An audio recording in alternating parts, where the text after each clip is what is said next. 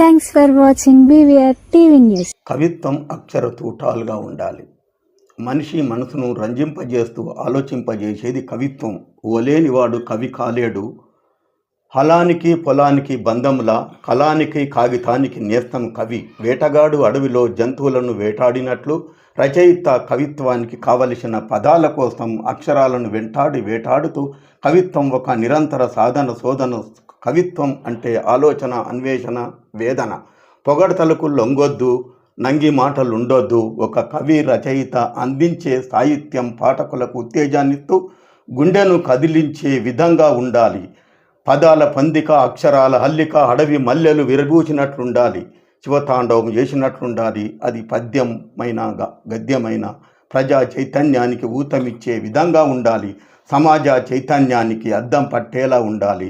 ఆశయాలు లేని కవిత, ఆచరణకు రాని కవిత. అందించకు, నిందించకు, ఆర్భాటం సృష్టించకు. అక్షరాలు నిప్పు కణికలై మంటలు రగిలించాలి. అవినీతి నిగ్గదీసి అక్షర తూటాలై పేలాలి. సాహిత్యానికి నిలువెత్తు సంతకమై నిలవాలి. వాహ్, నిజంగా చాలా అద్భుతం. కవిత గురించి మీ కవితా రూపంలో అద్భుతమైన పదాలను జోడించి చెప్పారు. నిజంగా మీకు వందనాలు. ఎస్, ఈరోజు ఒక గొప్ప మహాకవి నాకైతే తెలియదు, బట్ ఈయన ఎక్స్ట్రాడినరీ కవి అనొచ్చు. అంటే అడ్వకేట్ గడ్డ మీది చంద్రమోహన్ గౌడ్ గారు మనతోనే ఉన్నారు. ఈరోజు బీవీఆర్ టీవీ న్యూస్ హైదరాబాద్కి రావడం జరిగింది. గత అంటే 5 సంవత్సరాలు చాలా తక్కువ కాల వ్యవధిలోనే మంచి పేరు యాజ్ ఏ కవిగా, రచయితగా, విమర్శకుడిగా మంచి పేరును సంపాదించుకున్నటువంటి వీరి జీవిత చరిత్ర కొంత తెలుసుకునే ప్రయత్నం చేద్దాం. నమస్తే సార్, బాగున్నారా? నమస్తే సార్. ముందుగా బీవీఆర్ ఛానల్ యాజమాన్యానికి అభ్యుదయ చేతల తరపున నా ఎదులోతుల ధన్యవాదాలు తెలియజేస్తూ, నా పాటలను, నా సాహిత్యాన్ని వింటున్న అభిమానులు, ఫాలోవర్స్కి మరొకసారి ఈ ఛానల్ ద్వారా నా హృదయపూర్వక ధన్యవాదాలు, కృతజ్ఞతలు తెలియజేస్తూ 26 తారీఖు నవంబర్ ఈ నెల పాటల చంద్రోదయం పుస్తకం వెలువడుతుంది. ఆ పుస్తకాన్ని కూడా ఆదరించాలని మనసారా కోరుతూ మరొకసారి ఈ ఛానల్ ద్వారా విన్నవిస్తున్నాను, ఆశిస్తున్నాను. రైట్ సార్, మీరు ఒక పాయింట్ అన్నారు, చంద్ర అనే వర్డ్తోనే మీ పుస్తకం ఒకటి రాబోతుందని అన్నారు. ఆవిష్కరణ ఎక్కడ జరగబోతుంది? అది ఏ పబ్లికేషన్స్ దగ్గర దొరికేటువంటి అవకాశం ఉంటుంది? రవీంద్ర భారతిలో 26 తారీఖు సాయంత్రము మా కూనమినేని ఎమ్మెల్యే సాంబశివరావు చేతుల మీదుగా రాయబోతుంది. దానికి ముందు మాట సుద్దాల అశోక్ తేజ గారు, చాడ వెంకటరెడ్డి గారు, సినీ నిర్మాత, దర్శకుడు, రచయిత బాబ్జీ గారు, అదేవిధంగా 90 సంవత్సరాలు నిండినటువంటి సాహితీ శిఖరం ఏటుకూరి ప్రసాద్ గారు దాన్ని తీర్చిదిద్ది 3 భాగాలుగా ఉపశీర్షికలుగా చేసి దానికి పేరు పెట్టడం జరిగింది. ఇది ఈ నెల 26 తారీఖున ఆవిష్కరణ రవీంద్ర భారతిలో సాయంత్రం 10 గంటలకు జరుగుతుంది. ఓకే, మీరు ఇప్పుడు కవితా సాహిత్య రంగంలోకి అడుగులు పెట్టి 5 సంవత్సరాలు అవుతుందా? 5 సంవత్సరాలు అని చెప్పి నేనైతే కొంత ఇన్ఫర్మేషన్ గ్యాదర్ చేసుకున్నా. ఎస్, 5 సంవత్సరాల్లోనే మీకు మంచి పేరైతే లభించింది. దాని గురించి ఏం మాట్లాడతారు? నిజానికి నేను మొదటి నుంచి విద్యార్థి దశ నుంచి సాహిత్యం అంటే నాకు అభిరుచి. 1982-84 అంబేద్కర్ ఇంటర్మీడియట్ సిఈసిలో ఉన్నప్పుడే కాలేజీ నుంచి వెలువడే మ్యాగజైన్లో ప్రగతిపథం అనే కవిత రాశాను. అది ఎక్కడుందో దొరకలేకపోయింది. అది అందులో జోడిద్దాం అనుకుని ఇప్పుడు వెళ్ళాలి బుక్లో. కానీ అంతగా ఆసక్తి చూపలేకపోవడంతో ఇక మరుగున పడింది. అప్పుడు కరోనా ప్రపంచాన్ని బంధించింది, నిర్బంధం చేసింది ఇంట్లోని. ఆ నేపథ్యంలో ఇక కళానికి పదును పెట్టి మొదటిసారిగా నేను రాసిన కవిత కరోనాపై సమరమే శీర్షిక. అది మాయదారి కరోనా, మందులేని కరోనా, నూతన కరోనా, భీకర కరోనా, ముత్యమంతా పురుగు, అది విశ్వమంతా పరుగు, కనిపించని కరోనా, ప్రాణాంతక కరోనాపై అలుపు సొలుపు లేక గెలుపు జెండా ఎగిరేద్దాం ఆ. అనే దానితోటి స్టార్ట్ చేసిన కరోనానే ఇక. కాదు, ఎందుకు అనిపించింది మీరు యాజ్ అన్ అడ్వకేట్గా మీరు చాలా బిజియెస్ట్గా ఉన్నారు ఇటు సైడ్, మీ వృత్తి అనేటువంటి అడ్వకేట్, ప్రవృత్తి సాహిత్య ప్రపంచంలోకే వెళ్ళాలి అని ఎందుకు అనిపించింది? అసలు ఎట్లాంటి సంఘటనలు మిమ్మల్ని ప్రభావితం చేయగలిగినాయి? మంచి డౌట్. అయితే నేను వెళ్ళాలని కాదు, నా జీవితమే కవి అనేవాడు పల్లెటూరులో పుట్టి ఆకలి పేగుల నుంచి వచ్చిన వానికి ఏ సాహిత్యం ఏ గ్రంథాలు చదవని అవసరం లేదు. అదే నేను పల్లె నుంచి పట్నం, అంటే పల్లె జన్మనిచ్చింది, పట్నం బతుకునిచ్చింది. అట్లా హైదరాబాద్కు వలస వచ్చి నేను ఈ సాహిత్యం అనేది పట్టి రాయడం చురువు చేసిన. ఈ టైం దొరికింది, ఎందుకంటే పోలీసు వాళ్ళు ముందస్తుగా అరెస్ట్ చేసినట్టు కరోనా పురుగు విశ్వాన్ని బంధించింది, నిర్బంధించింది. ఆ నేపథ్యంలో కలం బట్టి ఇక కరోనా పైననే రాస్తూ, ఎట్లాగో కమ్యూనిస్టు భావాలు ఉన్నాం కాబట్టి అన్నిటిపైన సాహిత్యం బాట పట్టిన. ఓకే, మీరు పల్లెలో పుట్టి పట్నం బాట పట్టాను అన్నారు. ఎస్, ఒక్కసారి మీ బాల్యం అండ్ మీ ఎడ్యుకేషన్ అంతా మీరు ఎక్కడ పుట్టిల్లు, ఏ జిల్లా, ఏ మండలం, ఏ గ్రామం, ఎందాక చదువుకున్నారు, ఎక్కడ చదువుకున్నారు, చదువుకునే రోజుల్లో ఎలాంటి అవకతవకలు ఏమైనా జరిగి, అంటే మీరు అంటే చాలా ఈజియెస్ట్గా చదువుకున్నారా, లేకుంటే ఇబ్బందులు పడుతూ చాలా నానా కష్టాలు పడుతూ చదువుకున్నారా? అసలు ఏంటిది, ఏం చెప్తారు?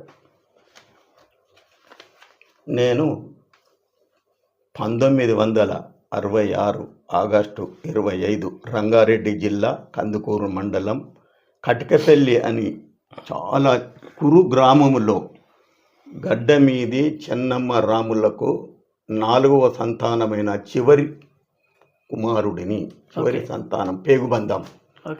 ఇక 10th క్లాస్ హై స్కూల్ వరకు నేదునూరు 10 కిలోమీటర్ల దూరం పాదనడకన పోయి 10 కిలోమీటర్స్ పాదనడకన రావడమా లేకుంటే వెళ్ళడమేనా? 10 వరకు కాలినడకన పోయి చదువుకొని మరికొంతకాలం హాస్టల్లో ఉంటూ 10th క్లాస్ అక్కడ చదివి ఉన్నత విద్య కోసం హైదరాబాదుకు వచ్చి CEC Ambedkar college inter, degree BCom VV college Koti, LLB Anwar college, MCom distance education. ఈ విధంగా చదువుతూ కమ్యూనిస్టు పార్టీ తల్లిదండ్రులేమో నీతి నిజాయితీని ఇచ్చిండ్రు, చదువు తెలివితేటలను ఇచ్చింది. కమ్యూనిస్టు పార్టీ ధైర్యాన్ని ఇచ్చింది. కమ్యూనిస్ట్ అంటే ఇలా చాలా ఉన్నాయి, CPI, CPM, ML, new democracy, అది ఇదని చాలా ఉన్నాయి. మరి మీరు ఏ పార్టీ? భారత కమ్యూనిస్టు పార్టీ 1925లో పుట్టింది కాబట్టి దాని నుంచి పిల్లలుగా విడిపోయినాయి కాబట్టి మొదటి నుంచి ఉన్నటువంటి సిపిఐ పార్టీలో ఇప్పటి వరకు కొనసాగుతున్నా. అది వచ్చే నెల డిసెంబర్ 26కు 100 సంవత్సరాలు నింపుకుంటుంది. నిండా పురుడు పోసుకున్నటువంటి భారత కమ్యూనిస్టు పార్టీకి ప్రజల కోసమే పుట్టింది, ప్రజల కోసమే పోరాటం చేస్తుంది. పుట్టుక తప్ప సాగులేని కమ్యూనిస్టు పార్టీ. ఏంటి మీ రోల్ ఏంటిది? కమ్యూనిస్ట్ పార్టీ, కమ్యూనిస్ట్ భావాజాలాలు అంటా ఉన్నారు, సిపిఐలో మీ రోల్ ఏంటిది? నేను గౌలిపుర డివిజన్ సెక్రటరీ, హైదరాబాద్ జిల్లా ఎగ్జిక్యూటివ్ మెంబర్ని, తెలంగాణ రాష్ట్ర కౌన్సిల్ మెంబర్ని. ఓకే, మీరు ఎప్పుడైనా ప్రజాప్రతినిధిగా ఎన్నిక అవ్వాలి, ప్రజాప్రతినిధిగా కొన్ని సేవా కార్యక్రమాల్లో పాల్పంచుకోవాలని అని ఎప్పుడైనా అనుకున్నారా? అనుకోని 2 సార్లు గౌలిపుర డివిజన్ నుంచి పోటీ చేశాను. ఒకసారి దువ్వెనగుడితో పోటీ చేశాను, కార్పొరేటర్ కదా, కార్పొరేటర్ పోటీ చేశాను. కానీ జనం కమ్యూనిస్టులతో పని తీసుకుంటుంది కానీ ఓట్లు వేయరు, అది జగమెరిగిన సత్యం. ఓకే, ఓట్లు వేసినోని దగ్గరికి పోతారు, పాటలు ఎదుర్కొంటారు, మళ్ళీ మా దగ్గరికి వస్తారు, పని తీసుకుంటారు. ఇది నేనే కాదు, ఎక్కడైనా కూడా అంతే. కాబట్టి జనం ఓట్లేనంత మాత్రాన వాళ్ళకు పని చేయమని కాదు. మా పార్టీ సిద్ధాంతం ఏంటంటే వాళ్ళు ఓట్లు వేసినా వేయకపోయినా ఆదరించాలి, ప్రజా సమస్యలపైన నిరంతరం పోరాటం చేయాలి. ప్రజల పక్షమే మన పార్టీ, సమాజమే మన ధ్యేయం. అందుకోసమని ఎర్ర జెండాను పట్టు ముందుకు సాగిపో. రైట్. ఈ ఈ ఈ మనం మీ కవితా ప్రపంచం గురించి మాట్లాడతాం. ఇప్పుడు మీరు 5 సంవత్సరాలుగా కవితా ప్రపంచంలో ఉన్నారు. చాలా రకాలైనటువంటి రచనలు, పాటలు, కవితలు రాస్తున్నారు. ఎన్ని కవితలు రాసిళ్ళు, ఎన్ని పాటలు రాసిళ్ళు? ఇప్పటి వరకు 3500 దాకా పాటలు రాశాను. 3000? 3500 దాకా పాటలు రాశాను. దాదాపు ఒక 1000-1500 దాకా క్రాంతి కళా బృందం వ్యవస్థాపకుడు, అదేవిధంగా ప్రజానాట్య మండలి గాయకుడు వెంకటాచారి నా పాటలను, నా కలము నుంచి వచ్చే నా పాటలను అతని గలము నుంచి ట్యూన్ కట్టి నా పాటలను జనము గుండెల్లోనికి తీసుకెళ్ళినటువంటి ఆ వెంకటాచారికి నా సాహిత్యము రుణపడి ఉందని చెప్పడంలో తప్పు లేదు. ఆయన పాడినటువంటి పాటలు వివిధ టీవీలలో కూడా వచ్చినాయి, యూట్యూబ్ ఛానల్లో వచ్చినాయి. ఓ సందర్భంగా మంచి నూనె విషయంలో, మంచి నూనె ఓ మంచి నూనె ఎంత పని చేస్తుంది మంచి నూనె అని టీవీ 9లో చూపించారు. సావిత్రి ముందు కదా పాడినిపిస్తుంది కదా అందులో. అదేవిధంగా టీవీ 5లో కూడా అరవిట ఈ విధంగా. అంటే మోడీ పైన అప్పుడు 3 చట్టాలను మోడీ తీసుకొచ్చిండు కదా రైతులకు వ్యతిరేకంగా. అప్పుడు మోడీ గురించి, మోడీ మీద పాట రాస్తే అది కూడా ఆయన వినిపించారు. ఈ విధంగా నిరంతరం ఒక కమ్యూనిటీ అని కాదు.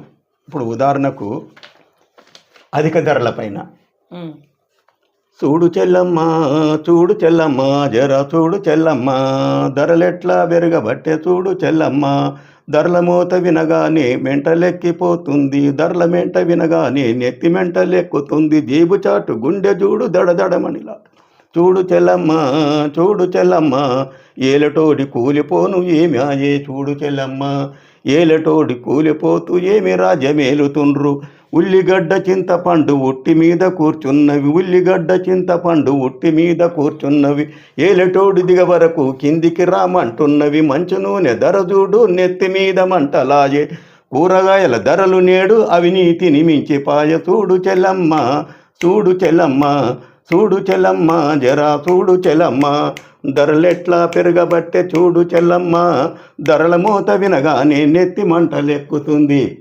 వా వా వా, నిజంగా ఘోరంగా రాసిన పాట అయితే. ఓకే, దీనికి ట్యూన్ మీరేనా సెట్ చేసింది? లేదు, వెంకటాచారి. అంటే మీరు రాసే పాటలన్నీ ఇట్లనే ఉంటాయి, సమాజ హితం కోరేటువంటి పదాలతోనే మీరు జోడించుకొని పాటలు రాస్తూ ఉంటారు. ఎస్, అంతే అంతే అంతే. ఓకే, సమాజ హితం అనే వర్డ్ ఇక్కడ వచ్చింది కాబట్టి ఇప్పటి సమాజం మీ కవుల పట్ల ఎట్లా ఉంది? ఓకేనా? నిజానికి పాట అనేది ప్రభుత్వాలను కూలుస్తుంది, పాట అనేది ప్రజలలో చైతన్యాన్ని నింపుతుంది. ప్రభుత్వాన్ని కూలుస్తుంది, ప్రభుత్వాన్ని మేల్కొంటుంది. రెండు రకాలుగా ఉంటుంది పాట 2 రకాలు ఉంటుంది. పాట అనేది పల్లె పల్లెన ప్రజలలో చైతన్యము దింపుతూ అవినీతి ప్రభుత్వాన్ని గద్దెదించే దమ్ము ఉంటుంది. ఎందుకంటే బండెనుక బండి గట్టి 16 బండ్లు గట్టి, ఏ బండ్లా వస్తవు కొడుకో నైజాము సర్కారోడా, చుట్టుముట్టు సూర్యపేట నట నడుమ నల్గొండ, నీ ఉండేది హైదరాబాదు దాని కింద గోలుకొండ. ఇట్లా నిజాము సర్కారును గద్దె దింపడానికి పాట పనికొచ్చింది. కాబట్టి పాటకున్న దమ్ము అంత ఉంటుంది. అంటే కలము నుంచి జాలువారే అక్షరం జనములో చైతన్యం తీసుకొచ్చి తిరుగుబాటు తత్వాన్ని నింపుతుంది. అసలు కవులు లేకపోతే సమాజం లేదు, కలము లేకపోతే ఏది లేదు. కలం అంటే ఒక కవితలు పాటలు రాయడమే కాదు, సినిమా కథలు రాస్తుంది, జీవిత చరిత్రలు రాస్తుంది. అంబేద్కర్ రాసినటువంటి గ్రంథం కూడా కలమే కదా. అంటే సాహిత్యం అనేది బాల సాహిత్యం కావచ్చు, దళిత సాహిత్యం కావచ్చు, ఏ దానికైనా అక్షరమే పునాది. పాఠ్యపుస్తకాలు సాహిత్యమే, కలమే, కవులే. అంటే కవులకు, రచయితలకు, సమాజానికి అవినాభావ సంబంధం ఉంది. ఓకే, సో సమాజం నుంచి వెళ్ళి మీరు ఆశించేటువంటి ఫలాలు ఏంటి? అవినాభావ సంబంధం ఉంది, మీరు ఆశించే ఫలాలు ఏంటిది? నిరంతరము దోపిడికి గురవుతున్న ప్రజలలో చైతన్యం తీసుకొచ్చి ఆకలి కేకలు లేని సమాజం ధరలను అదుపులో పెట్టి పేదోడికి అందుబాటులో ఉన్న సమాజం కోసం నిరంతరం పోరాడుతున్నటువంటి కవులుగా, భారత కమ్యూనిస్టు పార్టీగా నేను ఇందులో కొనసాగుతున్నా. నా వంతు కర్తవ్యంగా అనొచ్చు. ఈ పాట విన్నంత మాత్రాన ప్రభుత్వాలు మారుతాయా, జనం మారుతారా అని. కానీ ఒక కమ్యూనిస్టులము ఆశాజీవులం, మేము నిరాశజీవులం కాదు, ఆశాజీవులం. కాబట్టి 1925 డిసెంబర్ 26 తారీఖు నాడు పురుడు పోసుకున్న భారత కమ్యూనిస్టు పార్టీ ఎన్ని ఆటంకాలను, ఎన్ని సమస్యలను నిప్పుల వంతెనపై ప్రయాణము చేస్తూ 100 సంవత్సరాలను పురుడు పోసుకుంది. నిండు 100 ఏళ్ళు నిండిద్ది అంటే మా పార్టీ కొంత ఎన్నో పార్టీలు పుట్టినవి, సచ్చినవి. అందుకనే చెప్పాను ఇంతకుముందు, భారత కమ్యూనిస్టు పార్టీ ఒక శాస్త్రం, పుటకనే కానీ మరణం లేదు. ఆ విషయంలో కూడా పాట రాసిన. Okay, please. అది వెత్త. కానీ అయితే నాటి తరం, ఇప్పుడున్న కమ్యూనిస్టులకు, ఒకప్పుడున్న నాయకులకు, నాటి తరము నాయకులు తేడా, మెతుకు లేని జనము కొరకు బతుకంతా దారబోసి ఆశయాలు నమ్ముకొని ఉన్నదంతా పంచిపెట్టి విప్లవాల దారిలోన ఆలి పిల్లను వదిలిపెట్టి ఎర్ర జెండ నెత్తుకొని కడ వరకు సాగినల్లు వీరులారా మీకు విప్లవ దండాలు, శూరులారా మీకు పరిపరి దండాలు. పోరు జెండ నెత్తినొల్లు ప్రజల కొరకు బతికినొల్లు బరిగీసి పిడికిలెత్తి పిడుగులు కురిపించునొల్లు వెట్టి చాకిరి బాని స్వత్వం ఎదిరించిన బరిసెలు దోపిడొల్ల గుండెల్లో పేలిన పెను తుపాకులు భూసాముల ధనసాముల ఆగడాలు సాగవంటూ నియంతల పాలనపై నిప్పులు కురిపించునొల్లు రుచిమరిగిన అవినీతి గోరిగట్ట లేచునొల్లు చీకటి బతుకులోన దిక్కు చుక్కలయ్యినల్లు నీతి లేని పాలనపై తిరుగుబాటు చేసినల్లు ఎమ్మెల్యే ఎంపీలుగా ప్రజల చేత గెలిచినల్లు స్వార్థమంటే గిట్టనొల్లు జనము కొరకు పుట్టినొల్లు చట్టసభలు అడిగిడి ప్రజల గొంతు అయ్యినొల్లు కాలుతున్న కడుపులన్నీ చైతన్యం చేసినల్లు ఎర్ర జెండ నీడ కింద కడ వరకు నిల్చినల్లు ఆశయాల జెండ కింద కనుమూచిన ధీరులు రాజులేని పోరులోన నేల కొరిగిన పువ్వులు నింగిలోన కలిసిపోయిన విప్లవాల చుక్కలు మా గుండెల దాచుకొని మీ దారిన సాగుతాము మీ ఆశయ సాధనకై సమరాలు నడుపుతాము. ఉదాహరణ చెప్తా. కేసీఆర్ సీఎం ఉన్నప్పుడు తను అన్నాడు, తన కూతురు ఏమన్నది, మా నాయన నిజమైన కమ్యూనిస్టు అనేది ఒక ఉదాహరణ తీసుకుందంటే కమ్యూనిస్టులకు సమాజంలో ఏ విలువ ఉంది. మా నాయన కేసీఆర్ నిజమైన కమ్యూనిస్టు అని అన్నాడు. అంటే కమ్యూనిస్టులో నిజాయితీ ఉన్నట్టు అని వాళ్ళు ఒప్పుకున్నట్టే కదా. నిజానికి దేశములో ప్రజలకు అనుకూలమైనటువంటి ఏవో కొన్ని చట్టాలను తీసుకొస్తుందంటే కమ్యూనిస్టుల పోరాట ఫలితమే. మేము పోరాటాలు చేయాలి, వాళ్ళు అమలు చేయాలి.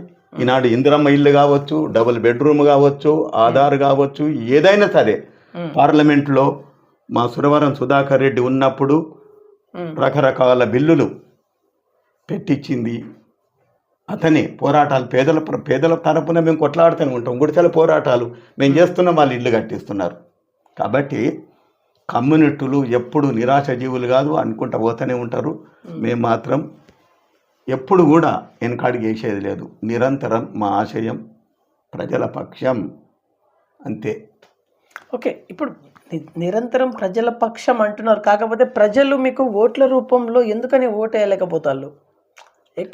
ఎక్కడ మిస్యూజ్ ఎక్కడ జరుగుతుంది? మీరేమో ప్రజల కోసం అంటున్నారు. ఓకే, నిత్యం ప్రజల కోసం అనే వర్డ్ మెన్షన్ చేస్తూ ఉన్నారు. కాకపోతే అంటే రిటర్న్ మీకు గిఫ్ట్గా ఓట్ల రూపంలో ప్రజలు ఎందుకని బ్రహ్మరథం పట్టలేకపోతారు? మంచి ప్రశ్న అడిగారు మీరు. నిజానికి 1983 ఎన్టీ రామారావు ప్రాంతీయ పార్టీ పెట్టకముందు దేశంలో 2 పార్టీలు ఉన్నాయి. కాంగ్రెస్ అధికార పార్టీ, కమ్యూనిస్టు ప్రతిపక్షం. కమ్యూనిస్టులంతా లెఫ్ట్ కూర్చున్నారు కాబట్టి లెఫ్టిస్టులు అన్నారు. కాంగ్రెస్ అధికారంలో ఉన్నది. అయితే అప్పుడు నిరంతరం ప్రజల కోసం పోరాటం చేస్తున్నటువంటి తరుణంలో నిజానికి రావి నారాయణ రెడ్డి నల్గొండ పార్లమెంట్ నియోజకవర్గం నుంచి మొట్టమొదటిసారిగా జవహర్లాల్ నెహ్రూ పైన అత్యధిక మెజార్టీతో గెలిచి పార్లమెంట్లో అడుగుపెట్టిన వ్యక్తి ఎవరంటే రావి నారాయణ రెడ్డి. అంత ఘన చరిత్ర భారత కమ్యూనిస్టు పార్టీకి ఉంది. అయితే ప్రాంతీయ పార్టీలు ఎప్పుడైతే పుట్టుకొచ్చినాయో అప్పుడు ఈ యొక్క కమ్యూనిస్టుల మనుగడ అనేది ఏమైందంటే కాస్త ప్రాంతీయ పార్టీల దిక్కు మళ్ళింది. ఎందుకు అనంటే మనిషిలో ఎప్పుడైతే స్వార్థం పెరిగిందో మొదటి తరం ప్రజలు ఇప్పటి తరం ప్రజలకు చాలా తేడా.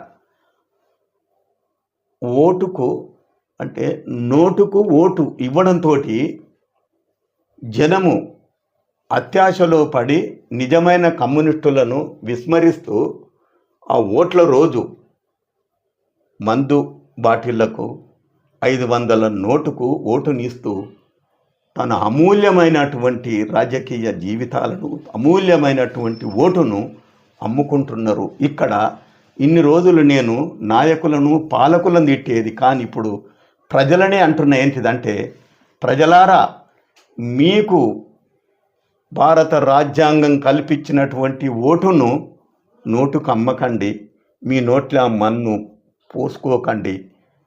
దయచేసి మన కోసం పనిచేసే నాయకులను ఎన్నుకోండి. ఈ ఓటు చాలా విలువైంది, చూపుడు వేలు చాలా విలువైందని విజ్ఞప్తి చేస్తున్నా.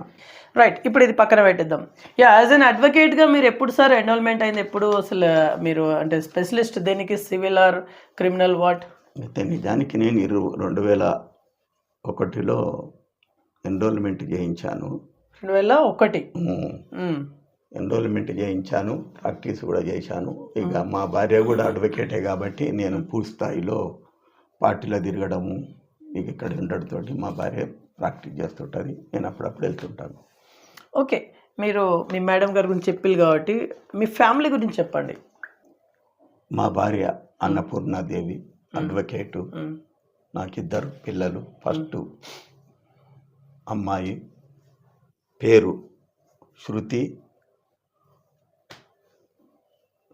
2 అబ్బాయి వినీత్ గౌడ్. అమ్మాయి ఏమో డాక్టర్ ఎంబీబీఎస్ అయిపోయింది, లండన్లో ఉంటుండ్రు. అల్లుడు కూడా డాక్టరే. బాబు ఆస్కీ కాలేజీలో పీజీ అది చేసిండ్రు. ఇప్పుడు ఐఐటిలో జాబ్ చేస్తుండ్రు. 4 కుటుంబం, చిన్న కుటుంబం, చింతలేని కుటుంబం. అయితే మా ఇంట్లో అంతా సాహిత్య ప్రియులే. అంతా నేను రాసే ప్రతి పాట, నేను పొద్దున మాకు గ్రీన్ టీ తాగే అలవాటు. గ్రీన్ టీ తాగుతూ నేను పాట రాసినాక ఇక అదే టైం దొరుకుతుంది మా ఆవిడకు. నేను పాట మొత్తం రాసినాక ఆ టీ తాగే లోపల చదివి వినిపిస్తుంటా. ఈ అక్షరాలు ఇవి ఇవి ఇవి బాగలేవని. నాకు నా పాటకు మొదటి సెన్సార్ నా భార్యని, మా ఇల్లాలు. నేను ఈ స్థాయిలో అన్ని రకాలుగా ఉండడానికి నా భార్యని అన్నపూర్ణాదేవి, ఆర్థికంగా కావచ్చు, రాజకీయంగా కావచ్చు, సాహిత్యంలో కావచ్చు, అన్నిటల్లో ఆమెనే ఈ స్థాయిలో ఉండడానికి. ఆమె ఓపిక, ఆమె నువ్వు ఏమన్నా చేసుకో, ఏమన్నా రాసుకో, టైంకి ఇంత తిండి తినమని బడబడుతుంది. ఓకే, మీకు మీరు రాసిన కవితల్లో మీకు నచ్చిన కవిత ఏంటి సార్?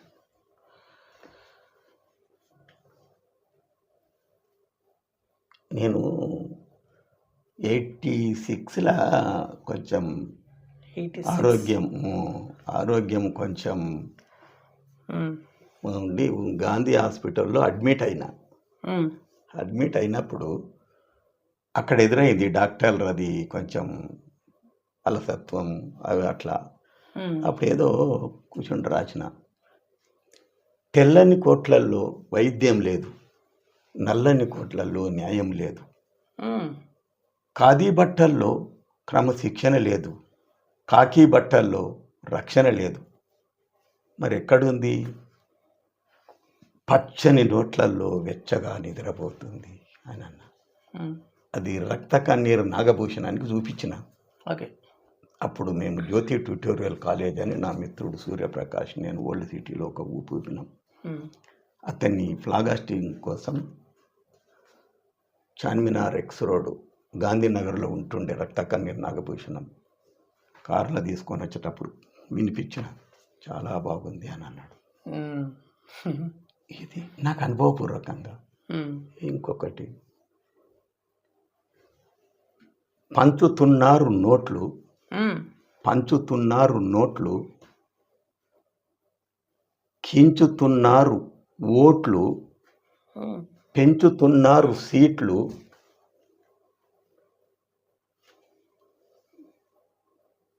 చుంచుతున్నారు ప్రజల జీవితాల తూట్లు.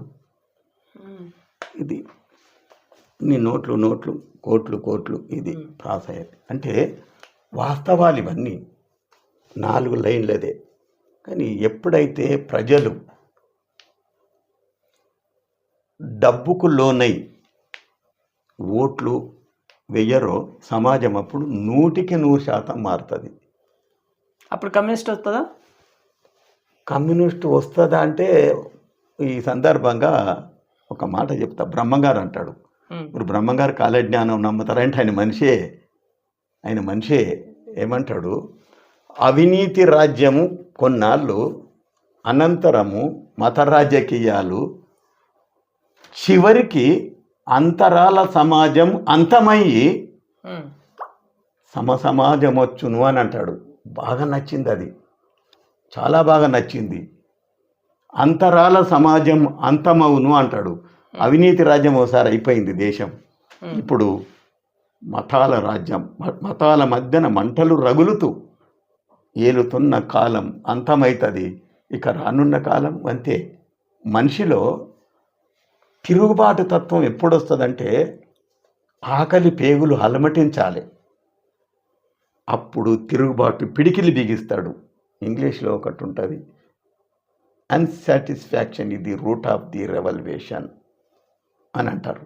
పిల్లిని రూములో పట్టుకొని బంధిస్తే ఎగిరి గొంతు పట్టి చంపుతుంది. ఆ విధంగా తిరుగుబాటు రావాలంటే ఇప్పుడు కారల్ మార్క్స్ అంటాడు ఒక సందర్భంలో, India is at the like pregnancy అని అంటాడు. అంటే ప్రెగ్నెన్సీ అంటే పురుటి నొప్పులతో బాధపడంటే నిండు గర్భిణిలా ఉన్నది అని అంటాడు సమాజం. ఎప్పుడు ప్రసవిస్తుందో అంటే ఇప్పుడు ఉన్నటువంటి పరిస్థితులలో తిరుగుబాటు వస్తుందా అని మీరు అడిగితే రాదు. ఎందుకంటే చారాన్ని ఇస్తురు, బారాన గుంజుతురు. ఈ చారణ ఆశపడుతురు జనాలు, కానీ బారాన దోపిడీ చేస్తుండ అనేది గ్రహిస్తలేరు. రావాలి. ఇప్పుడు ప్రతి దాని మీద అన్ని ఉచితాలు ఉచితాలు ఉచితాలు ఉచితాలకిచ్చి దేశ ప్రజలను సోమరిపోతులను చేస్తూ ఖజానా ఖాళీ అవుతుంది. ఓకే, మీరు ఇప్పుడు ఏదైతే అంటున్నారో అంటే బూర్జువా పార్టీలను నమ్మొద్దు అనే యాంగిల్లో మీరు అంటున్నారు కదా, అదే బూర్జువా పార్టీతోనే కదా ఇప్పుడు మీ సిపిఐ టైప్ పెట్టుకుని తెలంగాణలో అంటే కాంగ్రెస్ తోటి మీరు ఉన్నారు కదా. ఉన్నామంటే ఇప్పుడు కొన్ని ఎట్లుంటుందంటే మా ఆశయం అంతా ఒకటే, దేశంలో మతతత్వ పార్టీని నివారించడానికి లౌకిక శక్తుల పార్టీతో జతగట్టడం మా ఆశయం.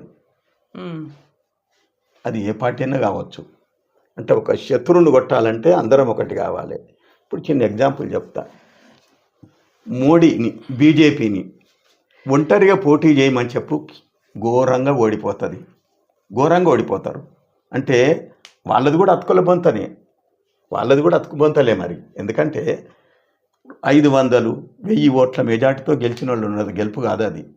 ఇండియా అని పేరు పెట్టగానే భయపడి చిన్న చితక 30 పార్టీల కుంపటి పెట్టుకొని వెళ్తున్నారు. అది ఏమాత్రం అది గెలుపు కాదు. అది ఒంటరిగా పోరాటం చేస్తే గెలుపు.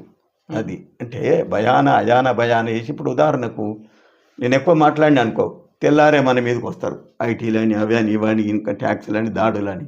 కానీ నిజమైన వాళ్ళ మీద మరి అవినీతి పరులకు అండగా ఉండేది ఒక బీజేపీ పార్టీ. అవినీతి పరులకు అండగా ఉండేది సుజనా చౌదరి ఏమైంది, సీఎం రమేష్ ఏమైంది, దాడులు చేసినావు, మాఫీ చేసినావు, అలాదంటే కలుపుకున్నావు. అది ఓకే. ఇప్పుడు మీరు ఈ కవితా ప్రపంచంలో ఏదైతే ఈదుతా ఉన్నారో మిమ్మల్ని ఏ కవిగా సంబోధించాలి? అర్థం కాలే ప్రశ్న. మిమ్మల్ని ఏ కవిగా సంబోధించాలి? నేను అభ్యుదయ రచయితలం, అభ్యుదయ కవి. నేను అభ్యుదయ కవి. అభ్యుదయ కవి. నేను అభ్యుదయ కవిని. అభ్యుదయం అంటే ఏంటిది? అభ్యుదయం అంటే మార్పును కోరేది. అభ్యుదయం అంటే అంటే ప్రోగ్రెసివ్. ఉమ్, అభ్యుదయం అంటే ప్రోగ్రెసివ్, సమాజంలో సమస్య లేని సమాజం కోసం ప్రజలలో చైతన్యం తేవాలి, మంచి రచనలు ఇవ్వాలి, ఆలోచింపజేయాలి. అది యా ఓకే సార్. ఇప్పుడు మీకు ఇప్పుడు ఏజ్ ఎంత సార్? 59. 59 ఇయర్స్. 59 ఇయర్స్లో ఇప్పుడు మీరు ఈ కవితా ప్రపంచంలో వచ్చారు కదా, సో మీకు సాటిస్ఫాక్షన్ ఉందా? అంటే చాలా లేట్గా వచ్చింది కదా, సో ఉందా మీకు? ఎట్లా అనిపిస్తుంది? నాకు నిజానికి చెప్పాలంటే అంటే జనరల్గా కవులు ఏ ఇంటర్మీడియటో డిగ్రీయో ఆ చదువుతున్నటువంటి ఆ స్టాండర్డ్ నుంచెల్లే పుట్టుకొస్తూ ఉంటారు జనరల్గా. మీరేమో ఈ 2021 నుంచి వచ్చిళ్ళు. So are you satisfaction? అంటే మీకు సాటిస్ఫాక్షన్ ఉందా? 100% 100% ఉంది. 100%. ఓకే, ఏ కవిత వల్ల మీకు సాటిస్ఫాక్షన్ కలిగింది? ఒకటని కాదు, చెప్తాను దీని కారణాలు. నిజానికి నాకంటే ముందు గొప్ప గొప్ప కవులు ఉన్నారు, చాలా గొప్ప కవులు ఉన్నారు, పుస్తకాలు వేసిన వాళ్ళు ఉన్నారు, సినీ రంగంలో రాసిన వాళ్ళు ఉన్నారు. కానీ ఇక్కడ చంద్రమోహను ఉత్పత్తి చేసిన సాహిత్యాన్ని, గేయాలను, పాటలను క్రాంతి కళా బృందం వ్యవస్థాపకులు, ప్రజానాట్య మండలి గాయకుడు వెంకటాచారి అనే వాగ్గేయకారుడు నా పాటలను తన నోట గీతాలాపన చేసి ఖండాంతరాలు దాటిచ్చిండు. ఆయన వలనే నేనింత మార్కెట్లోనికి చంద్రమోహన్ అంటే అభ్యుదయ కవి అనేది ఆయన వల్లనే తెలిసింది. ఎందుకంటే మన నుంచి వెలువడే సాహిత్యం పుస్తకాల రూపణ కావచ్చు, పేపర్ల అక్షరాలు కావచ్చు, బీరువలలో పడి ఉండిపోతాయి. కానీ నా పుస్తకం వెలువడక ముందే జనంలోనికి వెళ్ళిపోయినాయి. ఎన్నో పాటలు గీతాలాపన చేసిండు. ఆయనకు పంపించిన ఎంబడే ట్యూన్ కడతాడు, పాట పాడతాడు ఓన్గా. స్టూడియోలో కూడా సమ్మక్క సారక్క గురించి ఒకట అన్ని విధాల పాటలు. నేను కవిగా అందరికీ తెలియకనే తెలిసిపోయినా చంద్రమోహన్ అభ్యుదయ కవి అని. అది గుర్తించి మా మాజీ ఎమ్మెల్యే, మాజీ సెక్రటరీ సిపిఐ చాడ వెంకటరెడ్డి గారు అభ్యుదయ రచయితల సంఘంలో స్టేట్ సబ్ కమిటీలో తీసుకొని, నీలో సాహిత్యం పట్టు ఉంది, నువ్వు హైదరాబాద్ జిల్లాకు రసం శాఖకు ప్రధాన కార్యదర్శిగా, ఆయన ఈ స్థాయిలో ఉండడానికి ఆయనని. కాబట్టి మనము నా పుట్టుకనే ఎర్రజెండా, నా అంతిమ యాత్ర కూడా ఎర్రజెండనే. కమ్యూనిస్టు పార్టీ అభ్యుదయ కవిగా మనం మారేది లేదు. సంపాదన మీద ఆశ ఉన్నోడే, అవినీతి పరుడే పార్టీలు మారుతారు తప్ప నిజమైన కమ్యూనిస్టు ఎర్రజెండ కిందనే ఆయన ప్రస్థానం, ఎర్రజెండ కిందనే ఆయన ముగింపు కానీ మారరు. మీ డ్రీమ్స్ ఏంటి సార్? యాక్చువల్లీ డ్రీమ్స్ ఏమో సార్, వచ్చే సంవత్సరం 60 ఏళ్ళు మనము, మాకు ఇల్లు ఉంది, మంచిగా పిల్లలు, చిన్న కుటుంబం. మనిషికి ఆశను అదుపులో పెట్టుకుంటే అవినీతి మార్గంలో ఓడు. మంచిగా ఉన్నాం కాబట్టి ఉన్నన్ని రోజులు కలం ద్వారా సాహిత్యాన్ని అందిస్తూ ప్రజలలో చైతన్యం కలిగించే పాటలను రాస్తూ పార్టీ కోసం పనిచేయాలి, సమాజం మార్పు కోసం ఆశయాలను ముందుకు తీసుకుంటూ పనిచేయడమే మన వంతు. అంటే మీకు నచ్చిన కవి? నాకు నచ్చిన కవి అని అంటే శ్రీశ్రీ గారు చాలా మంచి కవి. అందశ్రీ గారితో మీకు ఏమైనా పరిచయం ఉందా? లేదు, అందశ్రీ గారి గురించి అసలు పరిచయం లేదు. నేను ముఖాముఖి ఒక్కసారి ఆయన ముఖం చూసినా కానీ ఇప్పుడు ఆయన గురించి మొన్న చనిపోయింది కదా, పాట కూడా రాసిన రాసిన పేపర్లో కూడా వచ్చింది.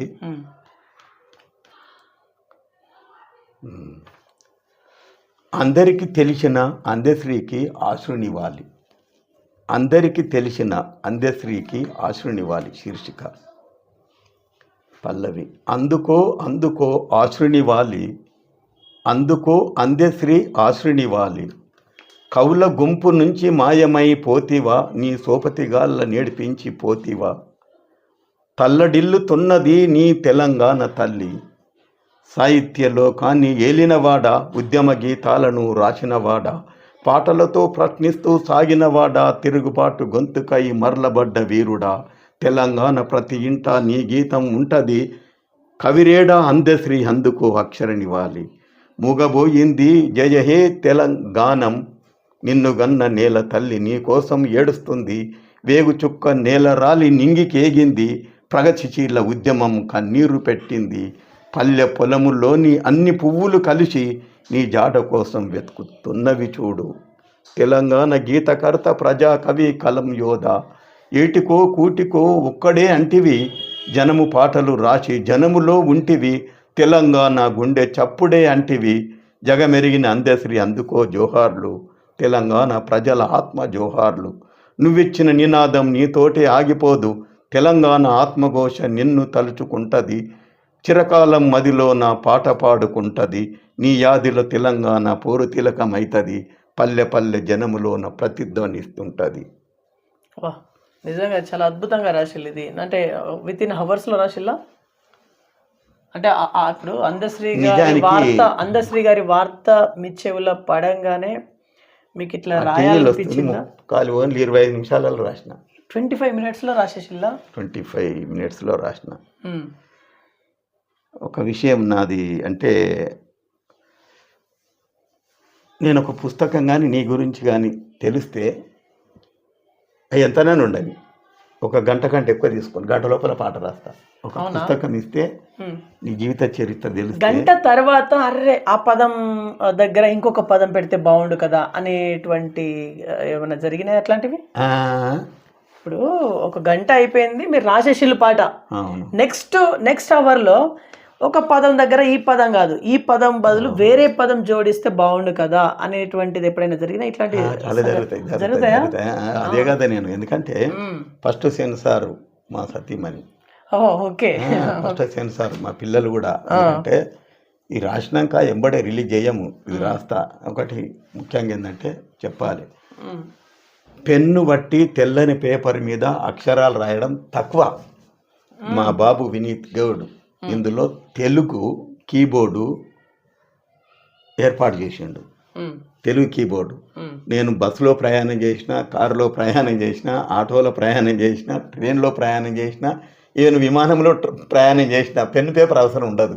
నాకు గుర్తొచ్చిన పదాలను, లైన్లను ఇలా టైప్ చేస్తూ ఉంటా, తెలుగులో పాట పొందుపరుస్తా. తర్వాత అది పురుడు పోసుకున్నాక, పూర్తిగా అయిపోయినాక ఇంట్లో ఇది ఈ పాట రాసిన జర వినురని చెప్తుంటా. విన్నాక ఈ పదం బాగలేదు, ఈ పదం ఇది ఇది అని చెప్తుంటారు. అప్పుడు మళ్ళీ మార్పులు చేర్పులు అయినాక మా గాయకుడికి పంపిస్తా. అప్పుడు ఇంకోటి, గాయకునికి ఎప్పుడైనా స్వేచ్ఛ ఇవ్వాలి, అతను కూడా కవి రచయిత కాబట్టి, వాగ్గేయకారుడు కాబట్టి మార్పులు చేస్తాడు. అది పూర్తిగా. కానీ అయితే మొన్న కర్నూలులో ఒక బస్సు ప్రమాదం జరిగింది, దానిపైన స్పందించిన. ప్రయాణములో ప్రమాదం, బస్సులోన చెలరేగిన నిలువెత్తు మంటల్లో కాలిబూడిదైనాయి, ఈ కావేరీ బస్సులోన అగ్గిలోన కాలిపోయి బుగ్గైనారు, కర్నూలు శివారు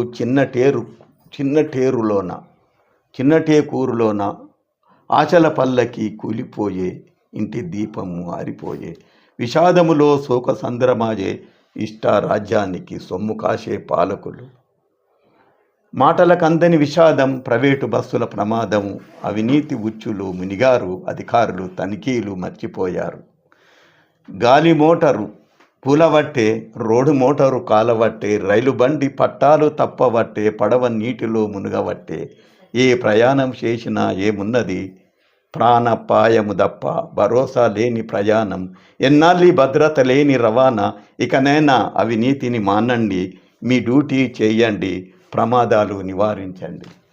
ఇలాంటి ఎన్ని వచ్చినా కూడా అట్లాంటి ఘోరాలు జరుగుతూనే ఉన్నాయి. నిజంగా దీనికి బాధ్యులు ఖచ్చితంగా చెప్పాలంటే ఎవరు సార్? ఇప్పుడు బస్సు యాజమాన్యం తప్ప, లేకపోతే ఎదురుంచి వస్తున్నటువంటి బైకర్స్ వాళ్ళ తప్ప అంటే ఎట్లా చూడాలి దీన్ని? టోటల్గా అధికారులదే ఉంటుంది, అధికారులు పాలకులది కాదు, అధికారులది. ఎవరు చేయవలసిన వాళ్ళు డ్యూటీలు చేస్తలేరు. అంతేనా? ఎవరు చేయవలసిన వాళ్ళు డ్యూటీలు చేస్తే 100% కాకపోయినా 90% అదుపులో ఉంటుంది. ఎందుకంటే రవాణా హైవే రోడ్ల మీద జరిగేది అక్రమ రవాణా కావచ్చు, స్మగ్లింగ్ కావచ్చు, డ్రగ్ కావచ్చు, ఆడు ఉండలేరు. తెలిసినా కూడా పైసలు తీసుకొని వదిలేస్తుండ్రు. ఎవరు చేయవలసిన డ్యూటీలు వాళ్ళు చేస్తే ఖచ్చితంగా అమలవుతుంది. ఏ వస్తువు అయితే నిషేధింపబడుతుందో, ఏ ఉత్పత్తి మీద నిషేధం విధిస్తారో అది ఇన్కమ్ ఎక్కువ వస్తుంది అధికారులకు. గుట్కా నిషేధించినాం, అది అమ్మొద్దు, అది అమ్ముతాడు, ఆయనకింత మిగులుతుంది. మరి క్లబ్లల్లా మరి ఎట్లా చేస్తున్నారు? కాబట్టి అధికారులు, అదేవిధంగా పాలకులు కూడా ఇప్పుడు కార్పొరేటు విద్యా సంస్థలు, కార్పొరేటు ఆసుపత్రులు ఎవరు ఉన్నాయి? మినిస్టర్లవి, ఎమ్మెల్యేలై, అధికారులై. ఎక్కడుంది? నేను ఒక విషయం చెప్తాను మీ ఛానల్ ద్వారా. 3 నేను కోరుకునేది: మంచి విద్య, మంచి వైద్యం, చదువుకున్న హోదా తగ్గట్టు ఉద్యోగం, ఈ 3 కల్పిస్తూ దేశవ్యాపితంగా మద్య నిషేధాన్ని అమలు చేస్తే ఏవి ఉచితాన్ని ఇవ్వాల్సిన పని లేదు. ఎందుకంటే మనిషికి 2 కళ్ళు ఎట్లనో మనిషికి ఆరోగ్యం, మంచి చదువు అవసరం. ఈ 2 ఖరీదైన రోగాలు పేదోనికి వస్తే వాడు ఖర్చు భరించలేక చనిపోతే నూకలు జల్లి అంటారు. నూకలు కాదు, అని దగ్గర రూకలు లేవు కాబట్టి చనిపోతున్నారు. కార్పొరేట్ ఆసుపత్రులల్లో శవాల మీద వ్యాపారం చేస్తారు. ఆడు 2 రోజుల క్రితమే చచ్చిపోతాడు, ఆక్సిజన్ పెట్టి ఇంకా బతున్నాను, ఇంట్లో పైసలన్నీ గుంజుతారు. ఇది ప్రభుత్వం తీసుకోవాలి. ఈ 3 ప్రభుత్వం ఆధీనంలో ఉండాలి. విద్య, వైద్య, ఈ 2 అందరినీ సమానంగా చూస్తూ పాలిస్తే అవినీతి ఉండదు. ఉచితాలు అసలు ఇవ్వద్దు. నా ఉద్దేశంలో ఉచితాలు అనేదానికి పులిస్టా పెట్టాలి. ఉచితాలు ఇవ్వడంతో దేశ ప్రజలను, యువతరాన్ని సోమరిపోతులను చేస్తుంది. ఓకే, ఇప్పుడు మీరు పెద్ద పెద్ద కవులు అంటూ ఉంటారు కదా చాలామంది, అంటే పేరు ప్రఖ్యాతల్లో ఉన్నటువంటి కవులు. ఎంతమంది కవులతో మీకు మంచి బాండింగ్ ఉంది? అంటే నిజానికి మా రసము దాంట్లోనే ఎక్కువ.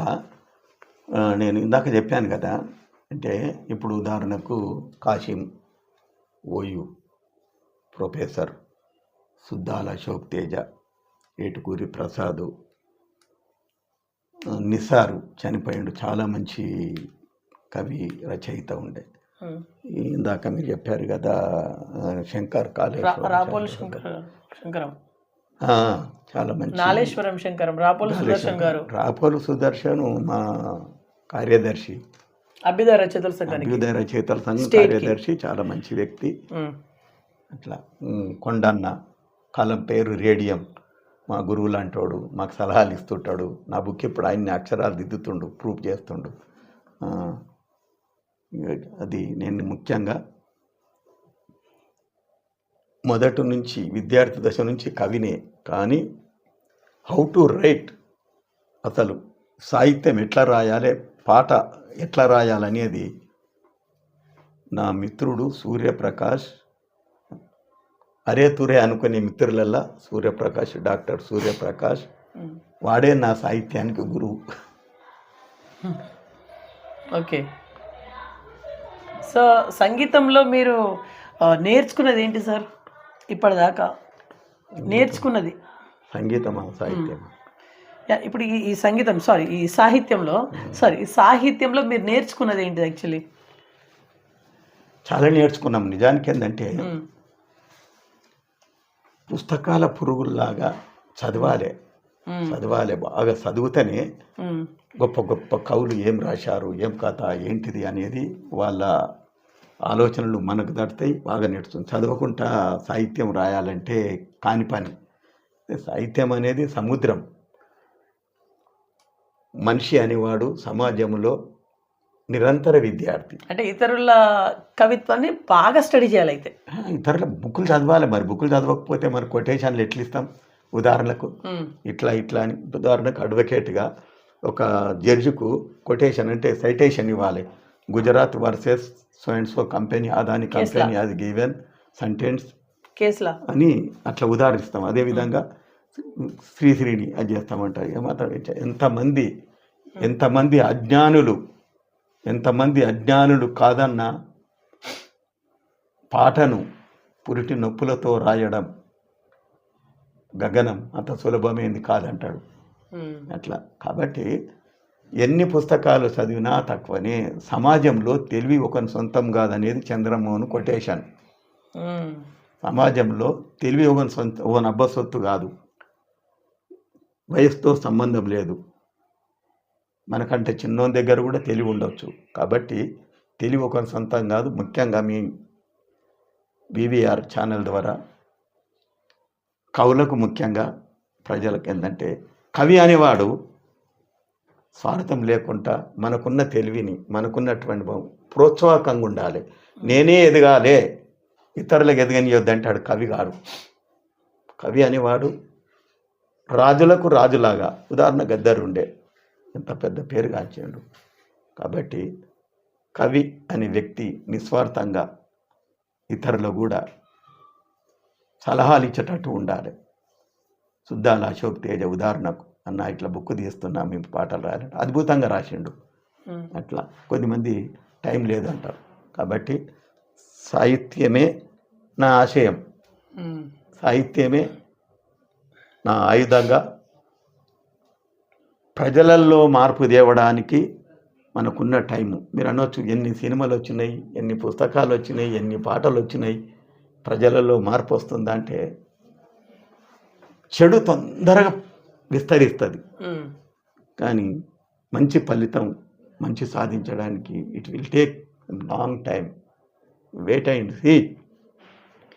ఒక ఆశావాదులుగా దేశంలో, సమాజంలో తిరుగుబాటు మొదలవుతుంది. ఎప్పుడో మన ఆశయం నెరవేరుస్తుంది. కవి మీకు ఏం పాఠం నేర్పించింది? పాట నేర్పించింది ఏం లేదు. నిజాయితీ ఉండమన్నది, ప్రజల పక్షాన ఉండమన్నది. ఒకరు మనకు ఏలు పెట్టకుండా, అంటే నువ్వు చేయవలసిన పని ఏంది, కళానికి పదును పెట్టి ప్రజలలో చైతన్యం తీసుకురావడానికి నీ వంతు నువ్వు పనిచేయి అని చెప్పేది పార్టీ నేర్పింది. మా సాహితీ ప్రియులు, కవులు రచయితలు చెప్పిండ్రు అంటారు కదా. ఇప్పుడు ఎందుకంటే మా మీటింగ్లు అవుతుంటాయి. ఇప్పుడు మా కవి సమ్మేళనాల్లో కాదు, కవి సమ్మేళనాలు అనేది వేరు. మా సదస్సులు అవుతుంటాయి, మా మీటింగ్ అవుతుంటాయి. మా అరసం రాష్ట్ర ఇన్ఛార్జు చాడ వెంకటరెడ్డి గారు కాలానికి అనుకూలంగా కవితలు, కాలానికి అనుకూలంగా పాటలు రావాలి, మీరు కళలకు పదును పెట్టాలని చెప్తుంటాడు. నేను కూడా అంటుంటాను. ఎందుకంటే కార్ల్ మార్క్సే అంటాడు, కాలానికి అనుకూలంగా ప్రజలు మారాలని. నేనేమంటాను అంటే, ఎప్పటికీ ఇక కొడవన్లు, గొడ్డన్లు, పిడికిళ్ళు ఇవి పక్కకెట్టాలి. అంటే బాని ట్రెండ్ మారింది. చైతన్యం తీసుకురావడానికి, ప్రజలు ఇంపుగా వినడానికి. ఈ కొడవన్లు కూడా ఉదాహరణకు మా బిడ్డనే అంటుంది, డాడీ నీకు కొడవన్లు, గొడ్డన్లు, అందులో బొద్దబెట్ట, విడిబెట్ట, నీకు అవి తప్ప వేరే పదాలు రావా అంటది. కాబట్టి పాటలు అనేది ఇంపుగా వినడానికి ఉండు, చైతన్యం నింపడానికి, ప్రజలకు అర్థమయ్యే సామాన్య పదజాలంతో ప్రజలకు అర్థమయ్యేటట్టు తీసుకెళ్ళాలి. అంటే చాలా సునాయాసనంగా అర్థమయ్యే విధంగా మంచి పదాలతోని నిక్షిప్తం చేయాలనేట్టుగా మీరు మాట్లాడిల్లు. ఇప్పటి కవులు, ఇప్పుడు వస్తున్నటువంటి కొత్త కవులు, వాళ్ళు ఎట్లా రాస్తున్నట్టు మీకు మీరు వారి మీద మీ ఒపీనియన్? అంటే చెప్పాను కదా, కవులు అనేది చాలా రకాలు. అభ్యుదయ సాహిత్యం ఒక రకం ఉంటుంది, అంటే అర్థం. అదేవిధంగా విప్లవ రచయితల సంఘం ఒక పదం ఉంటుంది, అంటే పదం తేడా ఉంటుంది. మీరు బువ్వ తిన్నవా అని కొద్దిమంది అంటారు, భోజనం చేశారా అని కొంతమంది అంటారు, ఒకటే. అన్నం తిన్నవా అని మరి కొంత. కాబట్టి దారులు వేరు, గమ్యం ఒకటే. కాబట్టి మనము దాన్ని అనలేము. నువ్వు అట్లనేమంటే వాళ్ళది అసలు సాహిత్యం చదవంగానే అర్థమైతే వీడు విప్లవ కవి, వీడు అభ్యుదయ కవి అనేది. మాది ఏంటంటే పదాలను బట్టి అర్థం చేసుకోవచ్చు, పదాలను అర్థమవుతుంది. ఏంటంటే మాదేమో పెన్ను, వాళ్ళదేమో గన్ను. మాది పెన్నుల నుంచి వచ్చే అక్షర తూటాలు, వాళ్ళ గన్ను నుంచి వచ్చే అక్షర తూటాలు, అట్లుంటుంది తేడా. అంటే ఈ సాహిత్యం ఒక దిగంబర సాహిత్యం ఉంటుంది అట్లా. కాబట్టి ఏంటంటే అది మనవాద సాహిత్యం, మనం ఇప్పుడేమన్నది ఇప్పుడు సాహిత్యం మీకు అవార్డ్స్ అండ్ రివార్డ్స్ వచ్చినాయి సార్ చాలానే ఇప్పటిదాకా? లేదు, అవార్డ్స్ ఏం రాలేదు. ఏం లేదు. అంటే ఎలాంటి షోస్లో మీరు పాల్పంచుకోలేదా?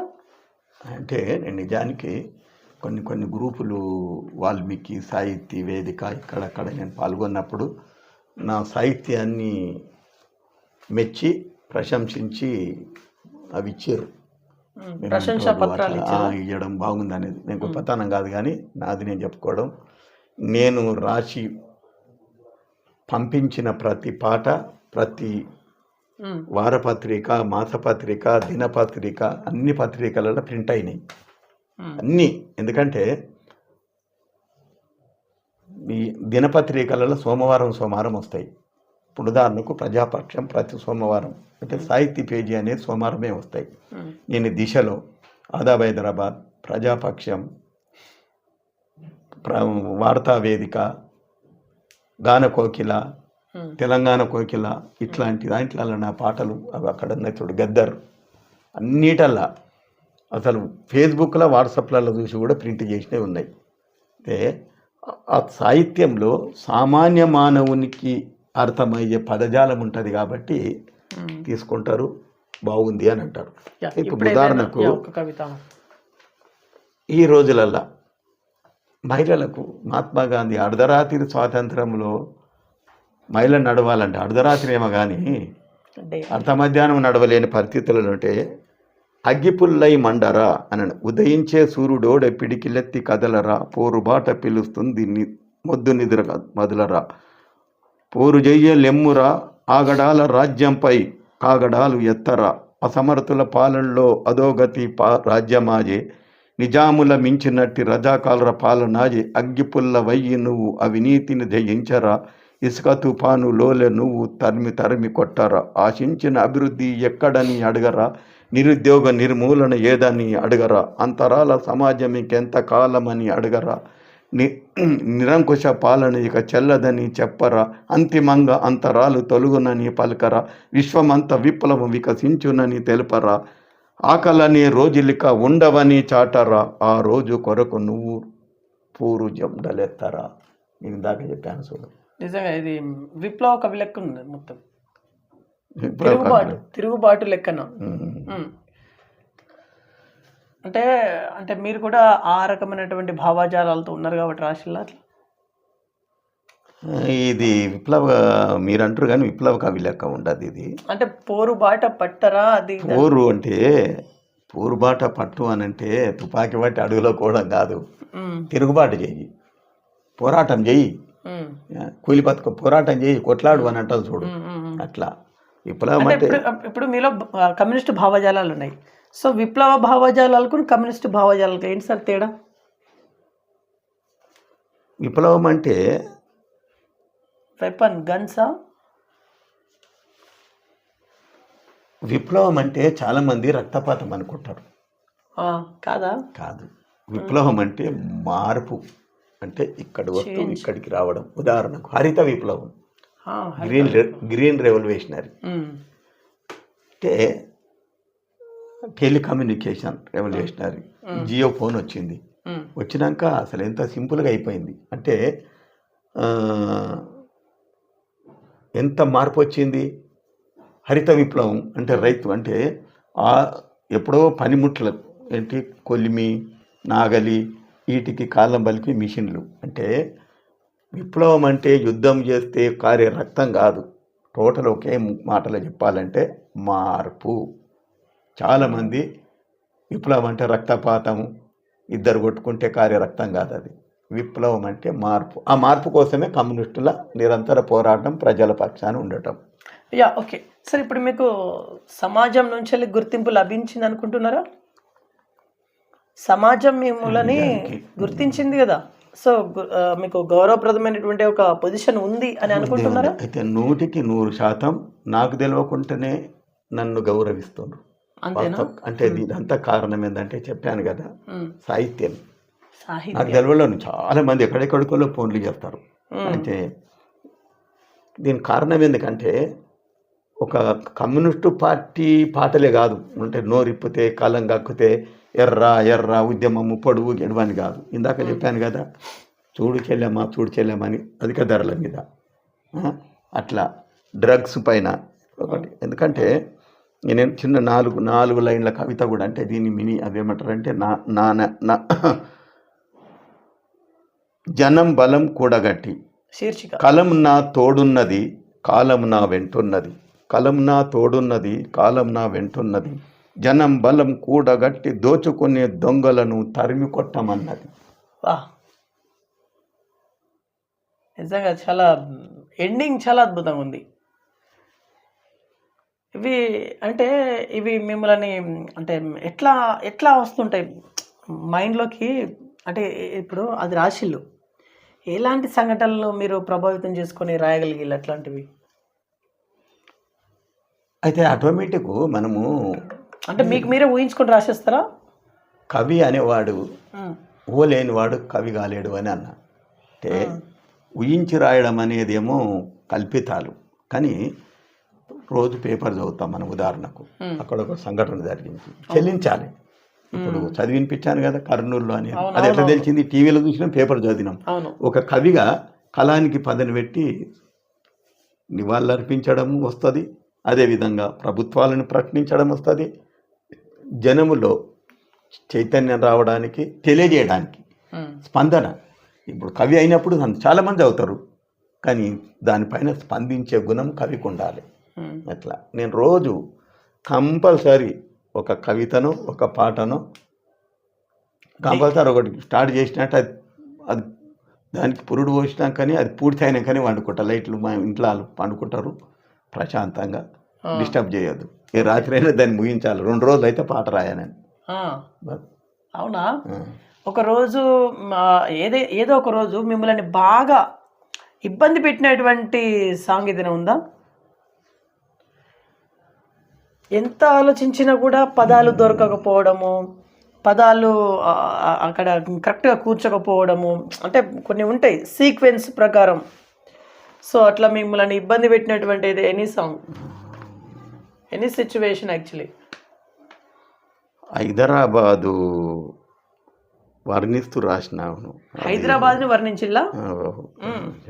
శీర్షిక భాగ్యనగరమా నీకు నమస్తే, తెలంగాణ రాజధాని హైదరాబాదు నగరమా, విశాల భారతిలా పెరుగుతున్న నగరమా, అందరికీ నిలయమై పెరుగుతున్న సుందరమా, భిన్నమైన భాషలకు భిన్నమైన మతాలకు అన్ని రాష్ట్ర ప్రజలకు తల్లి వయ్యి సాకుతూ చిరునామగా నిలిచినావు, విశ్వవ్యాప్తి చెందినావు.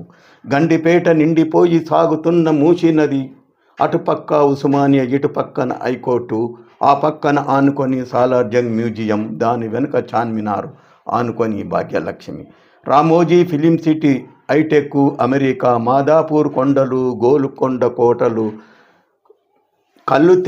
కళ్ళు చెదిరే కాంతులు, ట్యాంకు బండు వెలుగులు, కోరుకున్న వరాలిచ్చే బాలాజీ నవత్పాడు, హైదరాబాదు నగరమంతా మెట్రో కూతలు, హైదరాబాదు బిర్యానీ ఇర్యానీ ఛాయలు, నాటక ప్రదర్శనలు, రవీంద్ర భారతి కళానిలయం, పాత నగరంలో జూడు ఫలకునుమ ప్యాలేజు, తెలంగాణ రాజధాని హైదరాబాదు జిల్లాగా చరిత్రలో నిలిచింది చెదరని మైలు రాయిగా, తెలంగాణ తల్లి సాక్షి వెలుగుతుంది సచివాలయం, ఆ పక్కన ఎత్తైన అంబేద్కర్ విగ్రహం, శాసనాలు పాసు చేసే అసెంబ్లీ అక్కడే, ఉద్యానవనము లాంటి తిరుగాడే జూ పార్కు, ఉజ్జయిని మాంకాళి అమ్మవారి ఆలయం, చరిత్ర కలిగినట్టి సికింద్రాబాదు, విదేశీ పెట్టుబడులకు పెద్దపీట హైదరాబాదు, గాలి మూటల నుండే శంషాబాదు ఎయిర్పోర్టు, అభివృద్ధి చెందుతున్న హైదరాబాదు నగరము, రక్షణ పరిశ్రమలు కలిగి అగ్ని పృథ్వీని వదిలింది దేశంలో బహుభాషలున్న మినీ ఇండియా, మక్క మజీద్ చార్మినారు పక్కలుంటాయి, మత సామరస్యానికి మారుపేరుగుంటాయి, హిందూ ముస్లింలంతా బాయిగుంటారు, మత సామరస్యాన్ని కాపాడుకుంటారు, అన్ని వసతులున్న చిన్న భారత్ అమ్మవు, హక్కున చేర్చుకొని బతుకునిచ్చే అమ్మవు, 4 కోట్ల ప్రజలకు కల్పవల్లి వయ్యి నీవు, అదుపులోన దాచుకొని కడుపులోన దాచుకొని కాపాడుతున్నావు, మా చిన్ని భారతమ్మ నీకు వందనమమ్మ, అందరినీ సల్లంగా చూడవోయమ్మ, మత సామరస్యాన్ని లోకమంతా చాటుతాము, శాంతి పావురాలన్నది విశ్వశాంతి కోరుతాము. వా, నిజంగా ఇప్పుడు ఇట్లాంటి పదాలతో రాసినప్పుడు మీరు ఎలాంటి మూడ్లో ఉంటారు జనరల్గా? చాలా చాలా సీరియస్ మూడ్లో ఉంటారు. మరి అట్లా అంటే చాలా సీరియస్ మూడ్లో ఉంటారు మీరు. ఒక పదము కొన్ని సింపుల్గా వస్తాయి. ఇది ఏంటంటే చరిత్ర గల ఇది చదివితే నాకు ఫస్ట్ ప్రైజ్ ఇచ్చిండ్రు, చాలామంది గొప్ప వాళ్ళే వచ్చిండ్రు. అయితే హైదరాబాదులో ఉన్న అన్ని వదిలేదిగా మొత్తము కలిపిన ఇక అక్కడ ఒక్కొక్కసారి జానపద గేయాలు కూడా రాస్తుంటా. జానపద గేయాలు కూడా మీలో ఫోక్ జోన్ కూడా ఉందా? ఉన్నాయి ఉన్నాయి. అయితే ఉదాహరణకు బోనాలు పండుగ అంటే ఇక్కడ లాల్ దర్వాజా, అది ఉజ్జయిని, సికింద్రాబాద్ బోనాలు అంటారు కదా. పట్నం బోనాలు, పట్నంలో బోనాల జాతరంటే నేపిల్ల, పల్లె పల్లె జనమంతా వస్తారంటే నేపిల్ల, మనం కూడా పోయి మొక్కులు చెల్లిద్దాము, సల్లంగా చూడమని వేడుకొని వద్దాము.